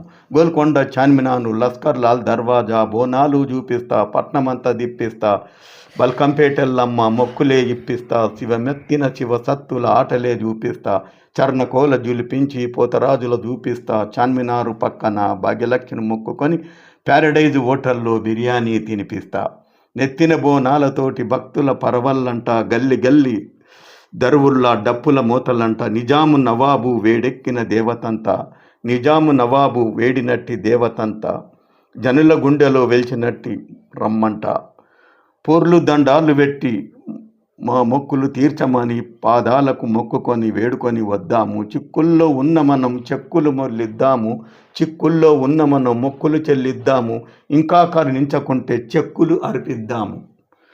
గుండాల రాజ్యంపై డప్పుల దర్ వెయ్యమని, గుండాల రాజ్యంపై డప్పుల దర్ వెయ్యమని, నియంతా హిట్లర్లను నిప్పులతో కడగమని ఒప్పించి వద్దాము, నైవేద్యం పెడదాము, దోచుకొని దాచుకున్న చోరులను తరిమి తరిమి నీ భక్తుల నమ్మకాన్ని కాపాడమని కోరుదాము. చివరికి అంటే నిజంగా ఇట్లాంటివి రాసినప్పుడు మీకు ప్రశంసలు నిజంగా దక్కుతాయి సార్. అంటే నిజానికి మీరు అన్నది 100% తాగుబోతు భర్తనా ఇదెక్కలొల్లి? తాగుబోతు భర్త ఇది ప్రాక్టికల్గా రోజు చూస్తుంటాం, చూసిన. ఎందుకంటే కని పెంచి పెద్ద చేసి ఒకరికి అంటగడితే ప్రయోజకుడు వెళ్తాడేమంటే తాగుతాడు, తాగొచ్చి గమ్మినాన్ని ఉంటాడు, కొడతాడు, తంతాడు, వద్దు నాయ అంటే ఇట వినడు. దాన్ని దృష్టిలో పెట్టుకొని నేనెట్లా చేతునే సంసారము, నేనెళ్ళిపోతానే మా ఇంటికి, నేనెట్లా చేతునే సంసారము, నేనెళ్ళిపోతానే మా ఇంటికి, తాగిపోతోడికి నన్నంట గట్టిరి, చిటి మాటికి నన్ను తాగొచ్చి కొడతాడు, ఎంత చెప్పినా కానీ వినిపించుకోడా, ఇంటి సంసారము పట్టించుకోడా, పెళ్లి చేసుకున్న సుఖము లేకపాయ, తాగి తాగి వీడు అస్థి పంజరమాయ, ఎంత చెప్పినా కానీ తాగుడు మానకపాయ, ఎద్దోర తింటాడు, ఎగిరెగిరి తంతాడు, కట్టుకున్నోడు కొట్టి సంపుతుంటే మెట్టింటి వాళ్ళు పట్టించుకోకుంటే ఎవడితో చెప్పాలే నా బాధలు, ఏమని చెప్పని నాయతలు, పని చేతగానోడు పండిపోలు రాడుతూ వండి పెట్టిందంతా ఊడ్చుకొని తింటాడు, కనికరము లేనోడు నా మోగడు ఎట్లా చేస్తాడగాని ఈ మొగడు, కనికరము లేనోడు నా మోగడు ఎట్లా చేస్తాడగాని ఈ మొగడు, ఏగలేను నేను ఏనాటికి వెళ్ళిపోతున్నాను మా ఇంటికి, ఏగలేను నేను ఏనాటికి వెళ్ళిపోతున్నాను మా ఇంటికి, నేను వెళ్ళిపోతున్నాను మా ఇంటికి. నిజంగా ఇది అంటే కల్పితం అయితే కాదు, ఇది నాకు తెలిసి కల్పితం అయితే కాదు, వాస్తవాలే, కల్పితం అయితే కాదు. ఓకే, అంటే మీరు సార్ ఇప్పుడు జనరల్గా మీరు రాసే కవితలు, ఈ రచనలు, పాటలు, వాట్ ఎవర్ అన్నిట్లలో మీ ప్రత్యేకతగా అంటే ప్రత్యేకంగా ఎక్కువగా స్పెషల్గా చేసేటువంటి యాక్టివిటీ ఏంటిది? ఇన్ని రాస్తూ ఉంటారు, మీ స్పెషల్ ఏంటిది? మీ స్పెషల్ ఏంటిది? యాక్చువల్ అందులో అన్నీ రాస్తున్నారు కదా, ఓకే, అందులో మీ స్పెషాలిటీ ఏంటిది? సమాజ మార్పే, అభ్యుదయమే, సమాజ హితం, అంతే. అంతే కదా తప్ప జానపద గేయాలు ఇవి ఏందనేది ఒక కవి అయినప్పుడు అభ్యుదయమే కాకుండా అవి కూడా రాయాలంటే బోర్ వస్తాయి కదా. నేను సమాజ హితం అంటే కొన్ని ఎటువంటి అంటే ఒకటి ఇప్పుడు మీలాంటి వాళ్ళు చాలామంది ఉన్నారు, కవులు, రచయితలు, గాయకులు, నెంబర్ ఆఫ్ పీపుల్స్ ఉన్నారు, అందరూ ఉన్నారు, మహా వ్యక్తులు మీరు చాలామంది ఉన్నారు. ఓకే, కానీ ఇప్పటి ప్రజలు ఇవి వినడానికి అంతగా ఇంట్రెస్ట్ చూపిస్తాను లేరు. ఈ మాటను ఒప్పుకుంటారా లేదా మీరు? అయితే మీరు అన్నదాన్ని ఏకీభవిస్తూ కొత్త సినిమాలల్లో చెత్త పాటలు, కొత్త సినిమాలల్లో చెత్త పాటలు, అర్థం లేనిది మ్యూజిక్ ఇట్లా ఊపుతూ ఉంటే ఆహో అంటారు. కానీ పుస్తకాలు చదువుతుర్రా పిల్లలు అంటే చదువుతలేరు. ఏ సాహిత్యం పుస్తకాలు చదువుతారు నాదెంత. కానీ డైలీ ఇంటికి వచ్చే పేపర్ చదవరు. మంచి అయినప్పుడు పేపర్ చదవాలి. ప్రపంచంలో సమాజంలో ఏం జరుగుతుంది 4 మూలలు అనేది ఆ జ్ఞానం ఉంటుంది. సెల్ ఫోన్లకు అంకితం అయిపోయి అదే ప్రపంచమైంది. Cell phone చెడగొడుతుంది. కాబట్టి నేను అయితే ఒకరి కోసం కాదు నేను రాసేది, సమాజ మార్పు కోసం. ఉన్నోళ్ళంతా అన్ని చదవడం ఒకటి. ఎందుకంటే ఎక్కడో ఒకడు ఉంటాడు సమాజ మార్పు కోసం. మీరు సమాజ మార్పు కోసం రాస్తున్నారు, కానీ ఎవరు తీసుకెళ్తారు, ఎవరు కొంటారు, ఎవరు చదువుతున్నారు అట్లా ఎప్పుడు అనుకోదు. ఎందుకంటే ఇప్పటి ప్రజలు ఇట్లా ఉన్నారా లేరా? మీరు ఉన్నారు. ఒకటి ఏంటంటే వినేవాళ్ళు 1000 మంది 1,00,000 మంది ఉంటారు, పాడేవాడు ఒకడే. పాట నచ్చాలి. ఇప్పుడు ఉదాహరణకు నా పాట నచ్చింది, జన్మలోనికి పోయింది, సినిమాలకు పోయింది.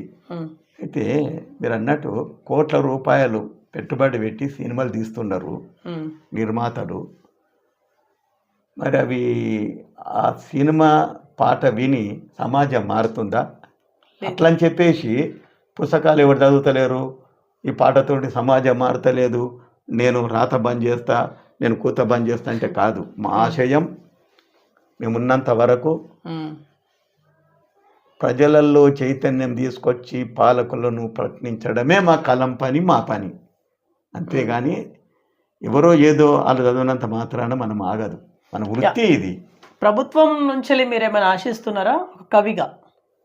నేను ప్రభుత్వం నుంచి ఆశించేది, మా డిమాండ్ మీ బీవీఆర్ ఛానల్ ద్వారా ఒకటే ఏంటంటే ప్రజలకు ఎన్నికల ముందు ఇచ్చిన వాగ్దానాలను నెరవేరుస్తూ ఒక్కటి సూచా తప్పకుండా మంచి పాలన అందించి శభాష్ అనిపించుకోవాలి. ఒకటి, అవినీతిమయము లేని రాజ్యాన్ని ఏలుతూ ప్రజలకు మంచి పాలన అందిస్తే ఇంకా 10 కాలాల పాటు మిమ్మల్ని గద్దె మీద కూర్చుండబెడతారు. లేని పక్షంలో ప్రజల పక్షాన నిరంతరం పోరాటం చేసి గద్దెని దింపే సత్తా కూడా కమ్యూనిస్టులకు ఉన్నది. ఓకే, ఏది ఏమైనప్పటికీ కమ్యూనిస్ట్ పార్టీలు ఇప్పుడు బూర్జువా పార్టీలతో కలిసిపోతాళ్ళు. అది బూర్జువా పార్టీతో కలిసిపోతా ఉన్నారన్నదాన్ని నేను ఏకీభవించాను. కానీ ఆల్రెడీ కలిసిపోయారు కదా. ఇప్పుడు మీరు కాంగ్రెస్ తో ఉన్నారు కదా, దీన్ని ఎట్లా చూడాలి? కాంగ్రెస్ తో ఉన్నారు కదా మీరు. అయితే అక్కడ పరిస్థితి ఏంటిదంటే ప్రభుత్వానికి మేము అందులో మినిస్టర్ పోస్ట్ తీసుకొని అయితే అది భాగస్వామ్యం అంటారు. అవుట్ సైడ్ నుంచి సపోర్ట్ చేయడం ఒకటి, అందులో అలయన్స్ వేరు. అయితే మేము మినిస్టర్లో ఏం లేం కదా.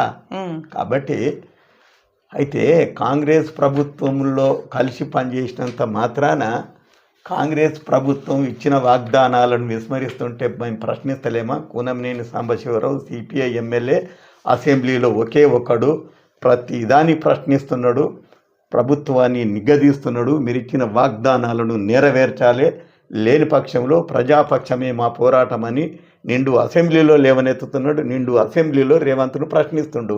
ఇంకా అంతకన్నా ఏం కాగాలి? దోస్తానని చెప్పేసి ఏ తప్పులు చేసినా ఏం చేసుకోం కదా మేము. ఫ్రెండ్షిపే, పోరాటమే. అంతే తప్ప ఎప్పటికీ ప్రభుత్వానికి ఒత్తాసయ్యే పార్టీ కాదు. ఫ్రెండ్షిప్పే, పోరాటం అంటున్నా. అంటే దీన్ని ముసుగులో గుద్దులాట అనొచ్చా? తప్పు మరి. అంటే ఒక పదాన్ని అర్థం చేసుకునే దాని మీద ఉన్నది. ఒక విషయం ఏంటంటే మేము కాంగ్రెస్ సపోర్ట్ తోని ఎమ్మెల్యేగా గెలుపొందారు. ఇప్పుడు అదే ఎమ్మెల్యే క్యాండిడేట్ కాంగ్రెస్కి యాంటీగా మాట్లాడతానంటే ప్రజలు నమ్ముతారా? 100% నమ్ముతారు. మీరు అనేదా ఇంట్లో అది నేను ఏమనుకోవద్దు. ఎందుకంటే మంచి వాళ్ళు అయితే అరే కమ్యూనిస్టులు కాంగ్రెస్తో అలయన్సు, కాంగ్రెస్కు మద్దతు ఇచ్చి కాంగ్రెస్ ప్రభుత్వాన్ని తెలంగాణ గద్దె మీద కూర్చుండబెట్టినప్పటికీ రేవంత్ రెడ్డి చేసిన తప్పులను, రేవంత్ రెడ్డి ఇచ్చిన వాగ్దానాలను నెరవేర్చకపోతే కమ్యూనిస్టులు నిలదీస్తున్నారు అనేది 100% ప్రజలంటారు. ఇంకా అనకపోతే నేను పోరాటాలు చేయకపోతేనే అమ్ముడు పోయినరు అంటారు. పోరాటాలు చేస్తున్నాం, వాగ్దానాలు ఇంత చేస్తున్నాడు, నెరవేరుస్తున్నాడు. కాబట్టి మేము ఇందాక చెప్పాను కదా, మేము ఎప్పుడైనా ప్రజల పక్షం మేమేం కానీ ప్రభుత్వం పక్షం కాదు. వీలుంటే సలాం చేస్తాం, పోతాం. ఒకటి వాళ్ళతోటి మేం కాదు లాభం పొందింది, 100% కమ్యూనిస్టుల మద్దతుతోటే కాంగ్రెస్ అధికారం మీదకి వచ్చింది అనేది ఘంటాపదంగా చెప్తున్నా. రైట్. ఫైనల్లీ మీరు ఏం చెప్పి ముగించాలనుకుంటారు? ఎందుకంటే మనకు సమయం చాలా ఎక్కువ అయిపోయింది, గంట దాటిపోయింది. ఫైనల్లీ ఒక కవిగా మీరు ఏమైనా చెప్పాలనుకుంటున్నారా?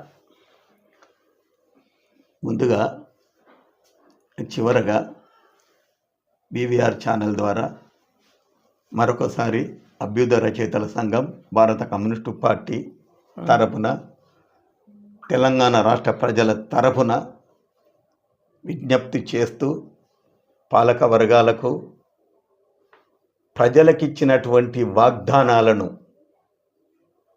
నెరవేరుస్తూ ప్రజలకు అన్ని విధాలుగా అండగా ఉంటామని చెప్పిన మాటను సఫలీకృతం చేస్తూ పోరాటం చేయడానికి భారత కమ్యూనిస్టు పార్టీగా ఒక అభ్యుదయ రచయితల సంఘం హైదరాబాద్ జిల్లా శాఖ ప్రధాన కార్యదర్శిగా మా కలం నిరంతరం ప్రజల పక్షాననే ఉంటుంది, పాలకులను నిగ్గదీస్తుంది, ప్రజలను చైతన్యపరుస్తుంది. ఇది రాష్ట్రంలో ఉన్నటువంటి, సమాజంలో ఉన్నటువంటి తెలివిపరులు, యువకులు, ప్రజలు సాహిత్యం వైపు పాట అంటే తేలిక తీసేయకుండా, పాట ప్రజలలో బాధను దూరం చేస్తుంది, సంతోషాన్ని ఇస్తుంది, ఆనందాన్ని ఇస్తుంది, ఆహ్లాదాన్ని ఇస్తుంది. కాబట్టి సాహిత్యాన్ని, పాటలను అభిమానించాలి. మీరందరూ అభ్యుదయం అంటే కమ్యూనిస్టే కాదు, ఆకలి లేని రాజ్యం, సమస్యలు లేని పాలనను అభ్యుదయం అంటారు తప్ప ఎర్రజెండనే, కమ్యూనిస్టు పార్టీనే అభ్యుదయం కాదు. ఎవరైనా కావచ్చు, ఆకలి లేని సమాజం కొరకే పోరాడుతున్న వ్యక్తి ఎవరైనా పర్వాలేదు, అతను కమ్యూనిస్టు, అతను అభ్యుదయవాది. కాబట్టి మీరు కూడా ప్రజల పక్షాన ఉంటున్న మేము మా సాహిత్యాన్ని అభిమానించండి, మా ఆశయాలను ఆదరించండి. చివరగా నా ఫాలోవర్స్కి నా రచనలను, నా పాటలను ఇప్పటిదాకా అన్ని సోషల్ మీడియాల ద్వారా ఆదరిస్తున్నట్లు, ఇప్పుడు ఈ నెల 26 నవంబరు 26 నా పెళ్లి రోజు కాబట్టి ఆ పెళ్లి రోజు రవీంద్ర భారతిలో 5 గంటలకు సిపిఐ ఎమ్మెల్యే కూనంనేని సాంబశివరావు చేతుల మీదుగా పుస్తకం ఆవిష్కరణ జరుగుతుంది. ఈ పుస్తకాన్ని అందరూ ఆదరిస్తారని కోరుతూ మరొకసారి బీవీఆర్ ఛానల్కు. సరే, ఆ పుస్తకంలో ఏముంది? ఆ పుస్తకంలో ఏముంది? దేని గురించి?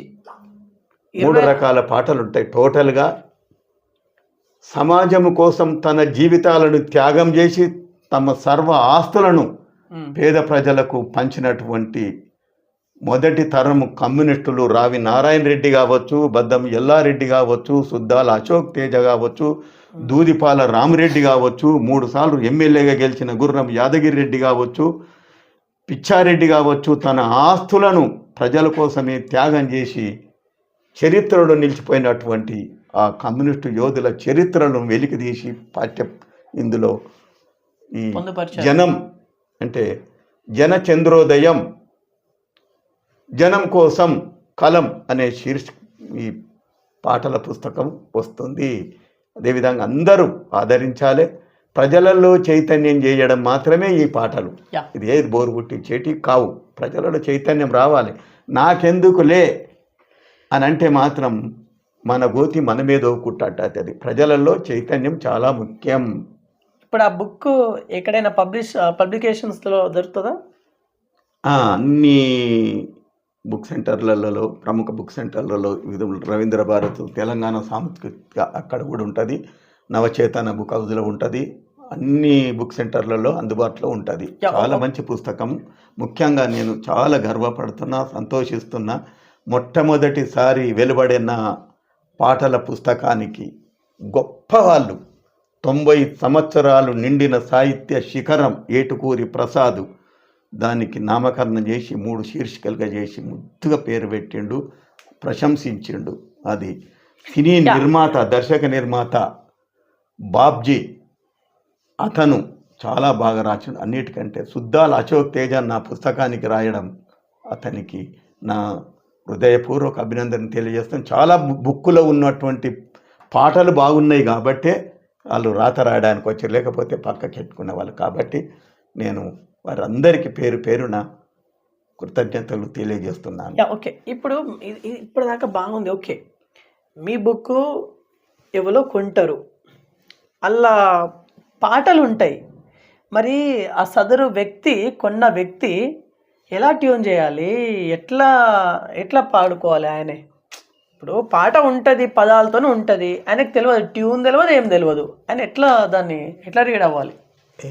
మీరు అన్నదాన్ని ఏకీభవిస్తూ అందులో ఉన్న 100% ట్యూన్ అయిన పాటలే ఉన్నాయి.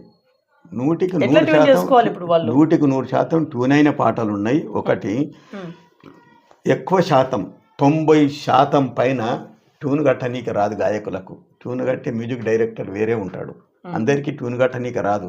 కానీ ఈ కవి రచయిత వెంకటాచారి వాగ్గేయకారుడు నేను ఇట్లా పాట పంపించగానే సెకండ్లలో ట్యూన్ చేసేసి వైద్య రికార్డు పంపుతాడు. అంటే ట్యూన్ కట్టడం అనేది పురుటి నొప్పులు పడడమే. ట్యూన్ కట్టడం అందరికీ రాదు, చాలా మందికి రాదు, ఏ గాయకునికి. కాబట్టి ట్యూను నేర్చుకోవాలి. లేకపోతే ఏమమ్మని అడుగుతారు, సార్ ఈ ట్యూన్ ఎట్లుంది అని అడుగుతారు. మనం చెప్తాం. ఎందుకంటే కవి అనేవాడు తన ఆలోచన నుంచి జాలువారిన అక్షరాలను ఏదో ఒక ట్యూన్ తోటి రాస్తాడు. ఇట్లా అని ట్యూన్ చెప్తాం. అయితే ఈ ట్యూనే, ఉదాహరణకు ఒక కవి రాసిన పాటలు సినిమాలో తీసుకుంటారు, కానీ ఆ సినిమా ట్యూన్ మారుస్తాడు. ఈ కవి రాసిన ట్యూనే ఉండదు, అక్కడికి అనుకూలంగా ట్యూన్ మార్చుకుంటారు. కాబట్టి ట్యూన్ అనేది తన గొంతుకు అనుగుణంగా కూడా మార్చుకోవచ్చు, తప్పు లేదు. ఎటువై జనంలోనికి వెళ్ళాలి, పాటకు ప్రాణం పోయాలి. ఒక్కొక్క గాయకుడు ఒక్కొక్క రకమైన ట్యూన్ ఉంటుంది. అది.